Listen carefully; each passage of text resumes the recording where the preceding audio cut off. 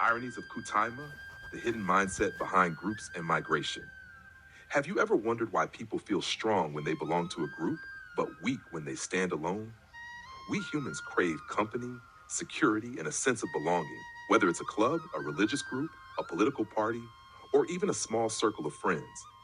What if this belonging itself is an illusion? What if our loyalty to these groups, these Kuttaimmas, is not a sign of strength, but the root of our hypocrisy, jealousy, and moral blindness? Welcome to Ironies of Kuttaimma, an exploration of how truth and freedom are lost when fear, loyalty, and false unity take over the mind. What is Kuttaimma? The Malayalam term Kuttaimma can be translated as a closed circle or clannish group, a gathering bound not by truth but by mutual protection, fear, and self-interest. It's like a moral club where everyone silently agrees to say yes, even when they know it's wrong. The basis of every Kuttaimma is untruth and jealousy. Once you're inside one, you lose the freedom to disagree. Your loyalty becomes a shield for falsehood, and your silence a quiet surrender of conscience. Such groups are built on the principle, open quote, I scratch your back, you scratch mine, close quote.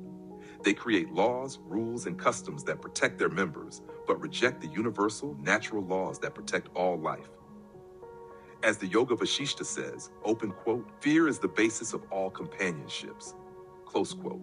The moment we rely on fear and approval to stay connected, we've already begun to lose our truth. Section 2, the immigrant mind. Now let's go deeper. The Kuttiamma mentality isn't just social, it's psychological and cultural. It's like the mind of a migrant, someone who has moved away from their roots, not just geographically, but spiritually. The text says, open quote, America is a nation of immigrants, close quote. The immigrant, in this context, is not condemned as a person, but as a symbol of detachment from one's own truth. When we migrate to another land, another ideology, another religion, we often trade truth for comfort and soul for success. Migration brings money and progress, yes, but it also weakens our emotional and spiritual fabric. A migrant may gain wealth, but lose his sense of belonging, and this emptiness grows into fear and competition. That fear builds weapons, that fear breeds comparison, and that fear creates new Kuttaimmas, new tribes that stand not for truth, but for survival. Open quote. The migrant mind becomes an immigrant ego, forever proving its worth, forever defending its place, and forever afraid of the native truth, close quote. Section 3, migration of the mind. Migration isn't only about land, it's also about migrating from one idea to another. When we abandon one truth to adopt another, be it religious, political, or intellectual, we carry our old fears into the new home. And like parasites, these fears consume the very idea we migrate to. The text warns, open quote, if I migrate to an idea, I will destroy that idea, close quote, because we enter it not with peace, but with greed, pride, and insecurity. That's why even religions today, once pure, are no longer reflections of divine truth, but mirrors of human conflict and competition. Every Kuttiamma, whether it's a church, a sect, or a club, begins as a place of unity and ends as a battlefield of egos. Conclusion, the way back home. So what's the way out of all this?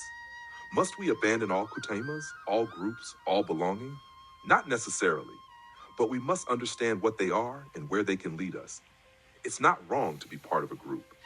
It becomes wrong when the group replaces truth, when fear replaces freedom, when loyalty replaces love. The wise know that life is a lone journey, and truth doesn't need company. It only needs courage. To stand alone is not isolation, it's liberation. So ask yourself, have I joined a Kuttaimma, or have I found truth? Because sometimes what we call belonging is just another form of bondage.